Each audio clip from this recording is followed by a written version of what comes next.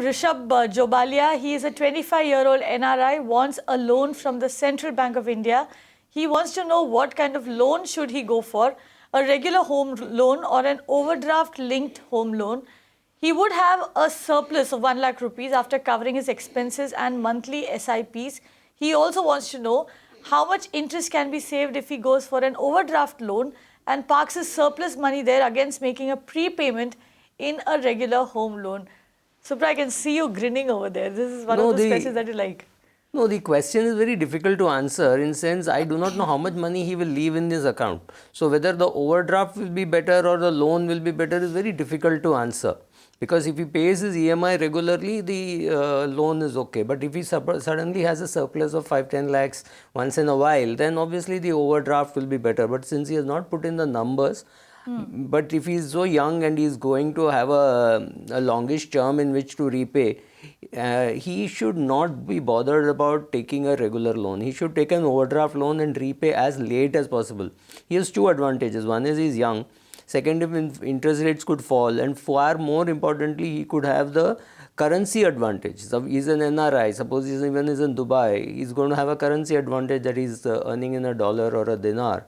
So I don't think it is going to make much of a difference, but yes, he should put some money into equities, etc., instead of trying to repay the loan. So an OD which he repays slowly, which makes sense for him, because he's still young. So you're still advising him to go for the overdraft, but Yes. you're advising him to repay slowly. Yes. Now, if I may take it one step forward, why should he go for an OD then? Why not just pay his EMI as prescribed by the bank? Yeah, because if he finds more better opportunities to invest, at that time he need not repay. So even if he finds a short-term opportunity to invest, he can keep investing there, and suddenly he could book profits there by repaying the loan. So he could use that loan for not just a housing thing, but also for buying shares or car or whatever else that he wants to do. That is an advantage he gets. More importantly, because he is an NRI, he may not have too much of taxation issues. He is not bothered about your ATC or things like that. So he should go for an overdraft. Right, so you should go for an overdraft, and since we were on the subject of interest rates, let's also bring you up to speed on that. We did see Urjit Patel announce his maiden credit policy. In fact, this is also the first credit policy which was for which we saw an entire monetary policy committee sit together and actually debate and discuss and finally come out with a policy. This was announced this week, and obviously most of you all who's been reading the papers would know that the repo rate has been slashed by 0.25%. What it essentially means is that the rate at which banks borrow from the RBI has gone down by 0.25%. The rate of interest of banks has reduced. So they are getting money cheaper.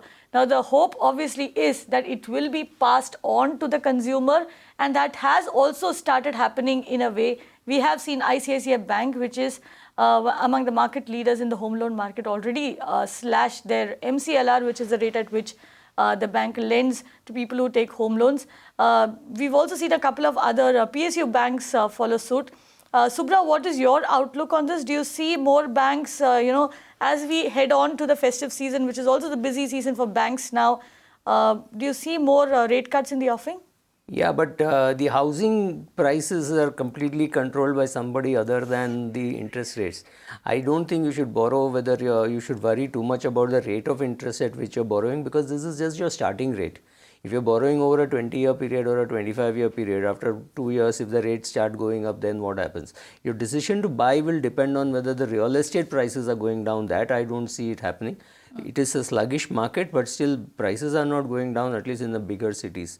So should you go for a home loan, don't let your decision depend on this particular rate cut. I mean, it's nice to have a rate cut, but it's not going to significantly impact your decision on whether to buy a house. And Subra, very quickly, if I'm an existing borrower, will this make my home loan cheaper, or do I need to go to the bank and tell them that, I heard you've reduced MCLR, so I need to reset my loan? See, how often will they reset, and will they reset the whole thing is something which you don't know. It's better to call them up, check up, send them a mail, chase them, so that even if they do it 1 month earlier because of your chasing, it's still worth the saving which you do.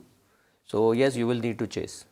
So back to what we keep saying on Property Hotline, it's not just enough to borrow a home loan and get a good deal when you're borrowing that home loan. You also need to constantly keep tabs on that home loan. You need to be proactive about managing it better, and that's when you've actually got yourself a good deal. So get on the phone line and get in touch with your bank and ask them whether you're going to get a better rate of interest from the bank now that the repo rate has actually come down.